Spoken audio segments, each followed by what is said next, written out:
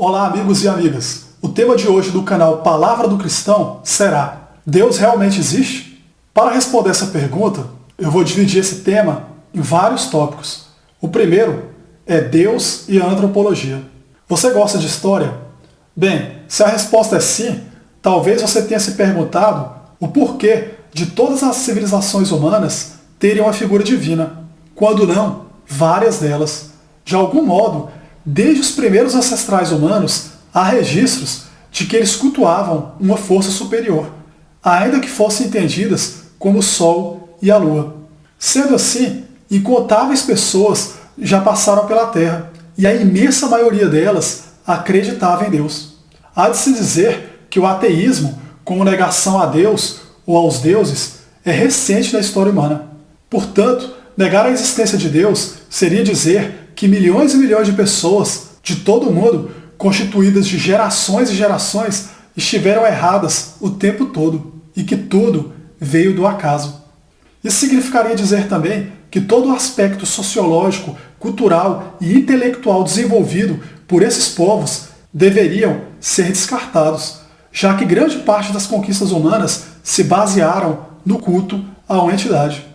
Toda a arquitetura, engenharia, matemática, física, dentre outras ciências, se desenvolveram graças a essa crença em Deus, porque do contrário não seriam construídos templos, catedrais, palácios, castelos, etc., sem falar nas universidades, que grande parte delas da Idade Média eram financiadas e mantidas pela Igreja. E muitos dos princípios, das teorias e das hipóteses científicas que vemos hoje foram propostas por padres ou pessoas ligadas à Igreja. E, para erguerem monumentos, era necessário um desenvolvimento gradual em várias artes e ciências. Assim, a evolução intelectual em diversos ramos da ciência se deu porque havia a necessidade de construir algo, seja para agradar uma entidade ou para possibilitar o acesso ao mundo espiritual. Os egípcios partilhavam dessa crença, por isso construíram templos, obras megalíticas e pirâmides. A própria agricultura evoluiu por conta da crença em uma entidade criadora. Os calendários maias, astecas, incas, gregos e romanos eram baseados em ciclos, e nesses ciclos haviam tempos destinados à colheita e ao plantio, e acreditava-se que esses tempos eram traçados por um deus, ou mesmo por vários deuses.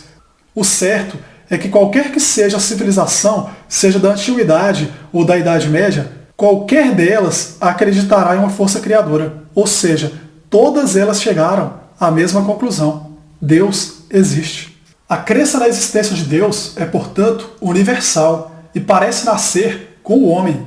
Desde os primeiros escritos já se assimilava um modelo de criação do mundo e de seu Criador. E mesmo nas culturas politeístas sempre existiu a figura de um Deus superior, que era maior que todos os outros. Segundo ponto, a perfeição da vida e do nosso planeta. Você já deve ter feito a seguinte pergunta: centenas de milhares de planetas e só o nosso é habitável? Pois é, ao que tudo indica, sim. Ainda que existam planetas em zonas teoricamente habitáveis, o único que reúne todas as características e os compostos químicos necessários para a vida é a Terra.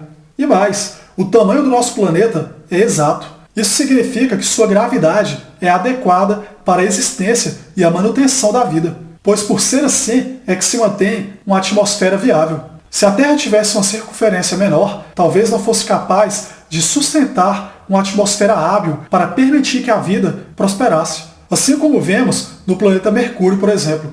Ademais, se a Terra fosse maior, sua atmosfera conteria uma maior concentração de gases livres, tal como o hidrogênio, como vemos em Júpiter e outros planetas. Em outras palavras, a Terra foi um planeta planejado para a vida humana e animal. Foi de fato um projeto e não uma obra do acaso. Mesmo que você acredite na teoria do Big Bang, que aliás foi proposta pelo padre católico Georges Henri Edouard, não se pode afirmar que a origem do universo tenha sido mero acidente. O próprio Georges Henri não viu problemas em conciliar sua teoria com a criação divina estabelecida na Bíblia, e sua tese foi inclusive aprovada e aceita pelo Vaticano. O Faça-se à Luz poderia ser uma clara referência ao Big Bang. Georges Henri propôs a teoria do átomo primordial, que dizia que todo o universo era uma partícula hiperdensa e hiperquente que explodiu e continua explodindo. O bóson de Higgs, também chamado de partícula de Deus, que teoricamente surgiu logo após o Big Bang, representa a chave para explicar a origem da massa das outras partículas elementares. Tal teoria foi proposta inicialmente pelo cientista Peter Higgs, e testes recentes, inclusive realizados no Grande Colisor de Hadrons pela Organização Europeia para a Pesquisa Nuclear, conhecido também como CERN, apontam que as hipóteses de Higgs estavam certas. Em 4 de julho de 2012, cientistas anunciaram que tinham confirmado a existência de uma partícula parecida com a que foi prevista por Higgs. Essa partícula ficou conhecida como partícula de Deus, pois todas as partículas presentes no universo podem ter o mesmo átomo primordial, desde as rochas aos animais.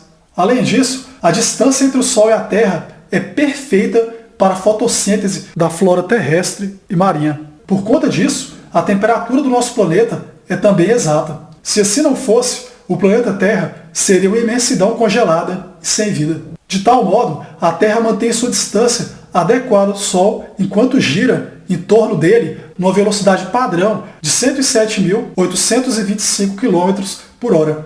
Igualmente, gira em torno do seu próprio eixo, permitindo que toda a superfície seja adequadamente aquecida e esfriada todos os dias. A Lua, nosso satélite natural, tem o tamanho exato e a distância correta da Terra. A força gravitacional exercida é matematicamente viável. A Lua é responsável pelos movimentos das marés e a fluidez dos oceanos. A água é importantíssima, por isso é considerada a fonte da vida.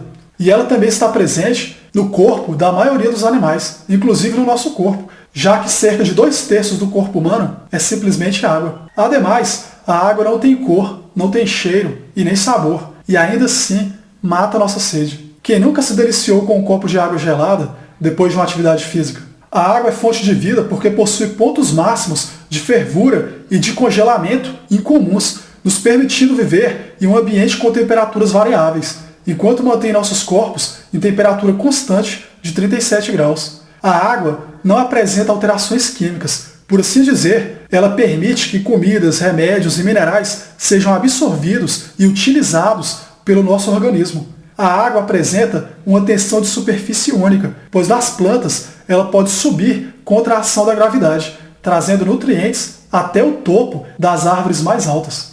A água é também um solvente universal. Isso significa que podemos misturá-la com muitas substâncias e ela será capaz de absorvê-las, como por exemplo o sal e o açúcar. Basta você fazer um simples teste. Adicione uma colher de açúcar ou de sal em um copo de água. A água não vai transbordar. Essa propriedade da água faz com que minerais e nutrientes sejam transportados pelo nosso corpo todo e até dentro de vasos sanguíneos minúsculos. A água congela de cima para baixo, formando uma crosta flutuante, o que possibilita que os peixes possam viver mesmo no inverno. Ainda que 90% da água da Terra esteja nos oceanos, o processo de evaporação absorve as águas do mar, eliminando o sal. Depois, formam-se nuvens que são levadas pelo vento a fim de dispersar pela chuva a água. Esse sistema, além de purificar, recicla os recursos hídricos do planeta. Terceiro ponto, o nosso corpo e o nosso cérebro. O nosso cérebro é o computador mais moderno jamais inventado.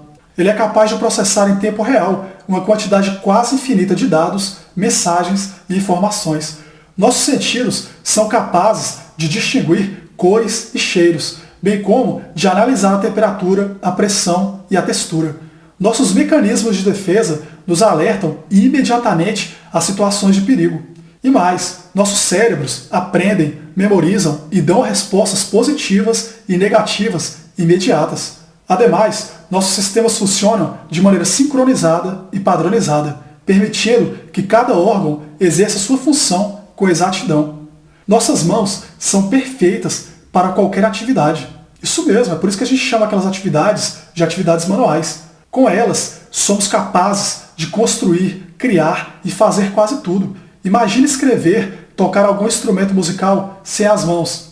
Todas as ferramentas que desenvolvemos são perfeitas para as nossas mãos, porque elas são perfeitas para executarmos quaisquer tarefas. Se as mãos tivessem outro formato, isso seria impossível.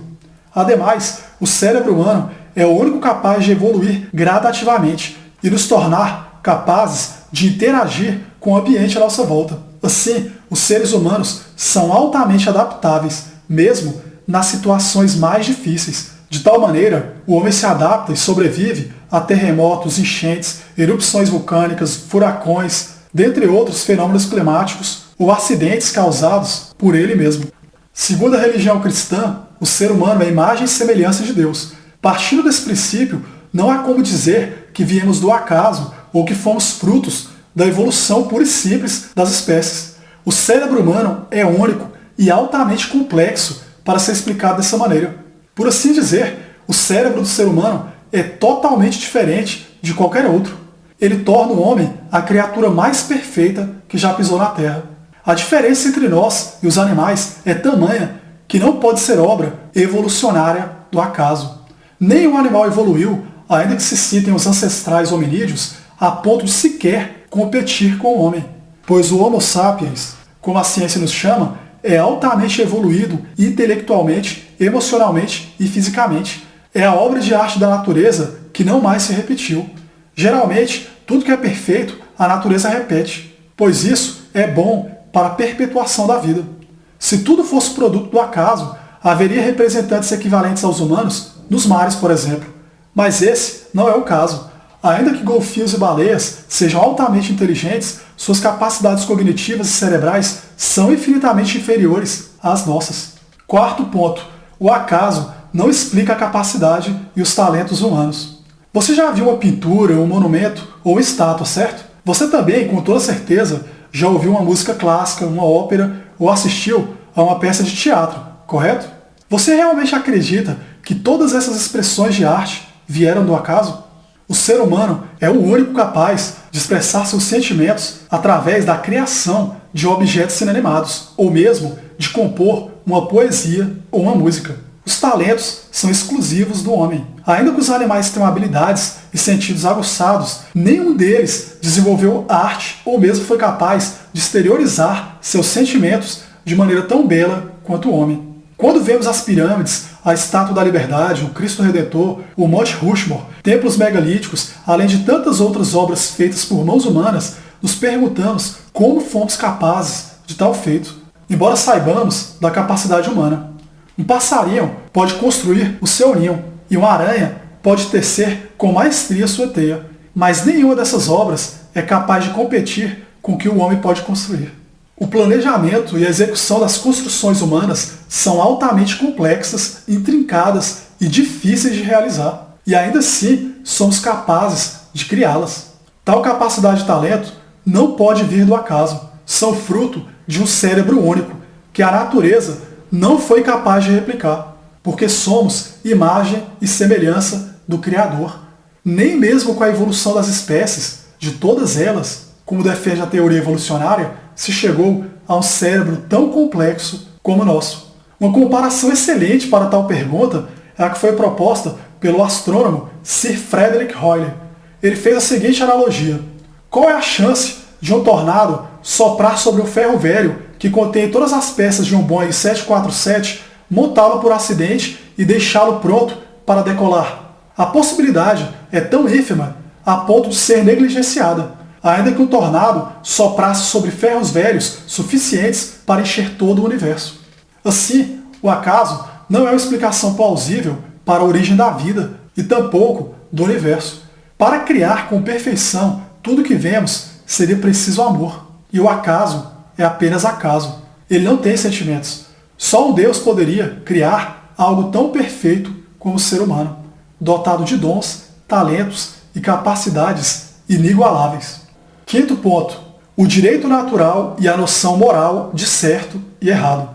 Você já parou para pensar que mesmo quando criança, temos uma noção, ainda que rasa, do que seria o certo e o errado? Pois é, parece que já sabemos o que seria bom ou ruim. Isso é inerente à espécie humana e carece de explicação biológica, ainda que muitos considerem a bondade como um artifício evolucionário. A moral é algo presente em todas as culturas, ainda que sofra variação e adequação social. Assim, todas as pessoas possuem uma conduta moral, ética e a noção do que seria o certo ou do que seria o errado. Essa noção está presente mesmo nas civilizações que tiveram pouco ou nenhum contato com as outras, como os índios, a título de exemplo. Esse conceito parece nascer juntamente com o homem, como um direito natural universal. O bom senso e o pensamento crítico sobre a pureza do homem ao nascer parecem percorrer todas as civilizações, bem como o sentimento de revolta quando da prática de atitudes consideradas erradas, tal como o assassinato, o roubo, o estupro, a invasão de propriedade, dentre outros crimes. A própria noção do que seria um delito, em linhas gerais, segue um padrão universal. O homem sente a consciência pesar quando erra e tenta corrigir o seu erro para se agir de maneira correta. Isso nem sempre é ensinado. Mesmo crianças com pouca formação sentem remorso e compaixão. De tal modo, os sentimentos humanos mais nobres contrariam a teoria evolucionária da sobrevivência do mais forte. A lei pura e simples da natureza não se aplica ao homem. E mesmo que muitos cientistas tratem a bondade como um aspecto evolucionário, tal tese cai por terra quando vemos sacrifícios humanos e martírios, que por vezes não trazem retorno prático nenhum para a espécie humana, portanto, não deveriam acontecer. Para o ateu, o sacrifício de Jesus na cruz não teve significado, pois ele não acredita na salvação e na vida eterna. Mas, para os cristãos, cuja religião é ainda a maioria no mundo, o sacrifício de Cristo foi crucial, foi fundamental.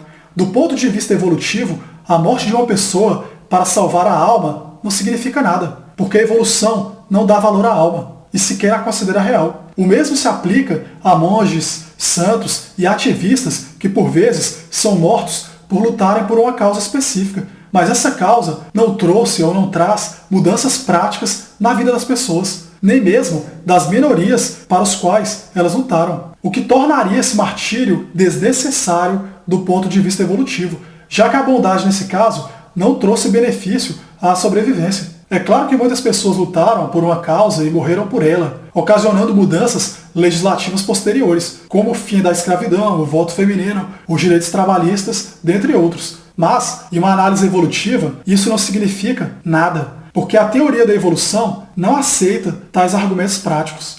É justamente por isso que essa teoria falha quando estudamos os seres humanos, pois eles têm compaixão, amor, humanidade, solidariedade, caridade e são capazes de morrer um pelos outros, não apenas para garantir a sobrevivência de sua espécie, mas para darem continuidade a uma ideia, uma crença ou uma ideologia. E esse martírio ideológico não condiz com a teoria evolucionária.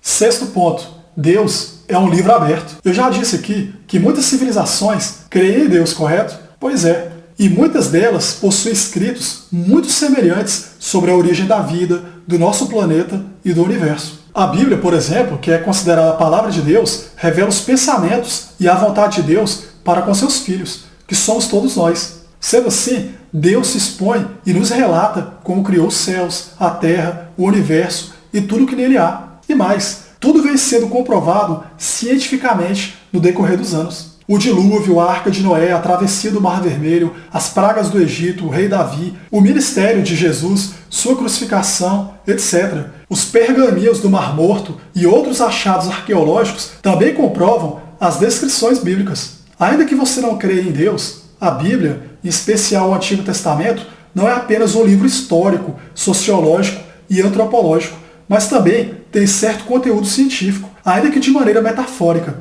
já que descreve os acontecimentos da maneira como foram interpretados há milhares de anos atrás. Ao que tudo indica, Deus queria ser conhecido. Ele quis se revelar para a humanidade, e a Bíblia foi a forma mais sublime de conhecermos o nosso Criador. Sabe-se que a Bíblia foi escrita em um período de mais de 1500 anos, em 3 línguas diferentes e por mais de 40 autores diferentes, em diversos locais e em continentes separados. E mesmo assim, existe uma consistência incrível em todo o seu texto. Ou seja, não existem incongruências na Bíblia. E os relatos são fidedignos porque podem ser comprovados. E o são ano a ano. Muitos arqueólogos ficam surpresos ao encontrarem pergaminhos, restos de monumentos, moedas ou mesmo artefatos condizentes com o tempo bíblico, ainda que tais achados sejam frequentes. A descrença de alguns cientistas é que transformam essas descobertas em apenas mais um capítulo na história. Mas para os mais observadores, isso apenas comprova o que já está escrito. não podemos esquecermos de mencionar um fato curioso. Muitos cientistas, e quando eu digo muitos, são muitos mesmo, acreditam na existência de um Deus ou de uma força criadora, como alguns costumam chamar. Eles apenas não declaram isso publicamente porque perderiam sua credibilidade na comunidade científica, que é de praxe altamente cética. Ademais, eles precisam explicar suas teses de maneira exclusivamente científica, afastando qualquer sentimento religioso. Em um futuro muito próximo, veremos que a religião e a ciência têm muito mais em comum do que se imagina. Na verdade, uma complementa a outra. Sétimo ponto. Somos imagem e semelhança de Deus. E Deus se fez homem. Todas as religiões têm mestres, líderes e profetas. Mas se observarmos, nenhum deles disse que era o próprio Deus. Maomé, Buda, Confúcio e tantos outros se apresentavam como mestres espirituais ou filosóficos. Embora dotados de sabedoria, jamais se consideraram uma divindade. Jesus nos mostrou ser a face humana de Deus e nos disse que ao olhar para ele era como contemplar o próprio Deus, ou seja, que todos aqueles que o tinham visto também o Pai, e todo aquele que acreditasse nele acreditaria em seu Pai. Em outras palavras, como lemos em João capítulo 8, versículo 12, Cristo nos disse: Eu sou a luz do mundo, quem me segue nunca andará em trevas, mas terá a luz da vida. Jesus também nos revelou características somente pertencentes a uma divindade, tais como ser capaz de perdoar os pecados e dar livre acesso ao céu, por intermédio da salvação. Enaltecer a ideia da liberdade verdadeira, que é ser livre do mal e tudo o que ele representa, bem como realizar curas físicas e espirituais, que hoje entendemos como milagres, além de conhecer as necessidades do homem e o seu coração, além de outras características. Dentre as pessoas que foram curadas por Cristo, se destacam cegos, surdos e deficientes físicos, e mesmo a maior cura de todas, a ressurreição dos mortos, como aconteceu com Lázaro. Cristo também tinha o poder da transubstanciação, que literalmente significa transformar uma substância em outra, como transformar água em vinho, por exemplo, bem como tinha o poder da multiplicação, como fez com os pães e os peixes, e o poder total sobre a natureza, quando fez uma tempestade cessar imediatamente após a sua ordem. Jesus, assim como Deus, também tinha o controle total sobre as leis da física e podia manipulá-las, pois ele não era apenas o Filho do Criador, ele também era o próprio Deus. O fato de ele ter andado sobre as águas atesta a sua santidade e a sua divindade. Jesus sabia que mesmo diante de tantas provas de que ele era de fato Deus, o povo poderia não acreditar, ainda que vissem com os próprios olhos. Por isso, ele disse: Creiam em mim quando digo que estou no Pai e que o Pai está em mim. Ou pelo menos, creiam por causa das mesmas obras, como lemos em João capítulo 14, versículo 11. Diferente de outros mestres e profetas que convertiam seus discípulos apenas por belas palavras ou filosofias, Jesus não apenas recitava frases de efeito, ele de fato agia quando necessário, e mais, mostrou o caminho a ser seguido, e não apenas dialogou sobre ele, como lemos em João capítulo 14, versículo 6, que diz o seguinte: Eu sou o caminho, a verdade e a vida. Ninguém vem ao Pai a não ser por mim. O fato de Jesus ter nos mostrado o lado humano de Deus revelou um Deus amoroso e consciente das limitações humanas. Em razão disso, por um verdadeiro amor, deu seu único Filho para libertar o povo da ignorância e fazê-lo crer não apenas na existência de um Deus, mas tornar possível um novo acesso à sua morada. Jesus ter vindo à Terra estreitou os nossos laços para com Deus. Cristo aceitou ser punido pelos nossos pecados e se entregou sem hesitar. O nosso relacionamento com Deus foi novamente estabelecido e, portanto, o amor venceu. Em nenhuma outra religião, um Deus desceu do céu e se sacrificou pelo seu povo. Somente vemos tal martírio, simplesmente por amor, no cristianismo. Jesus foi torturado, chicoteado, cuspido, despido, humilhado e puseram-lhe em sua cabeça uma coroa de espinhos, para por fim ser crucificado.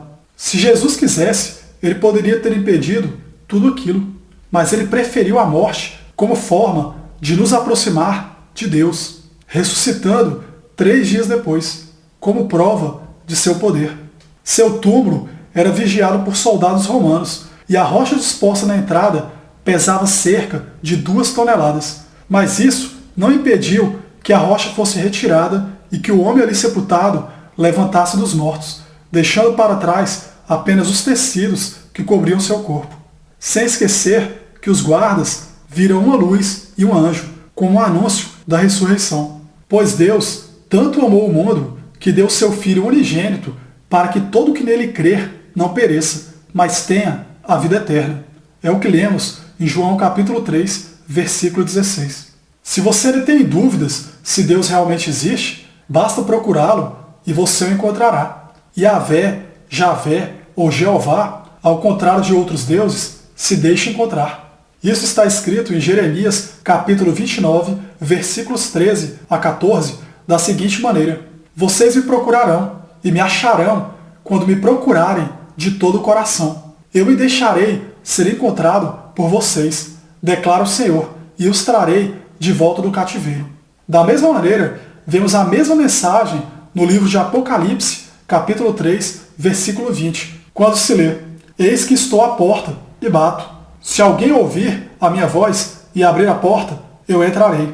Essa porta significa o nosso coração. Basta abri-lo para que Deus possa adentrar e fazer morada. O próprio Deus sabia da descrença humana quanto à sua existência, mesmo que o homem fosse capaz de contemplar as obras de sua criação. Isso é comprovado quando lemos o livro de Romanos, capítulo 1, versículos 19 a 21. Ali está escrito: Porquanto o que de Deus se pode conhecer, neles se manifesta, porque Deus lhe os manifestou. Porque as suas coisas invisíveis, desde a criação do mundo, tanto o seu eterno poder como a sua divindade, se entendem e claramente se veem pelas coisas que estão criadas, para que eles fiquem inexcusáveis. Porquanto, tendo conhecido a Deus, não glorificam como Deus, nem lhe deram graças. Antes, em seus discursos, se desvaneceram, e o seu coração insensato se obscureceu. A arrogância e a busca incansável por tentar explicar tudo cegaram o homem e o fizeram desacreditar na existência de Deus. O homem se sente autossuficiente e, por isso, se considera o Deus de si mesmo. Mas então, Deus realmente existe? Por tudo que foi exposto aqui, se conclui que, de fato, há um Deus único e que ama todas as suas criações, em especial o ser humano, que é a imagem e semelhança dele. Não há como considerar que tudo foi obra do acaso, quando vemos todas as maravilhas da criação ao nosso redor. Tudo é perfeito demais, desde a menor das bactérias à mais complexa forma de vida. Vê-se um padrão, uma ordem da natureza, e tudo, como atestado pela ciência, vem do mesmo lugar e tem a mesma origem. Tudo se encaixa de maneira matematicamente e fisicamente perfeita. É prepotência tentarmos explicar as coisas apenas ao nosso modo. Cada vez que tentamos encontrar respostas, mais e mais perguntas surgem. E quando achamos que já sabemos demais, voltamos à estaca zero. Ainda somos crianças engateando e tentando entender o mundo à nossa volta, quando bastaria acreditarmos que tudo nos foi dado de presente. Apenas devemos usufruir de maneira pacífica e harmoniosa. Deus é verdadeiramente um Deus amoroso e que nos quer bem. Do contrário, não criaria um planeta com todas as condições necessárias para a vida para que pudéssemos chamar de lar. Eu encerro mais essa reflexão por aqui. Um abraço a todos e fiquem com Deus. Até mais.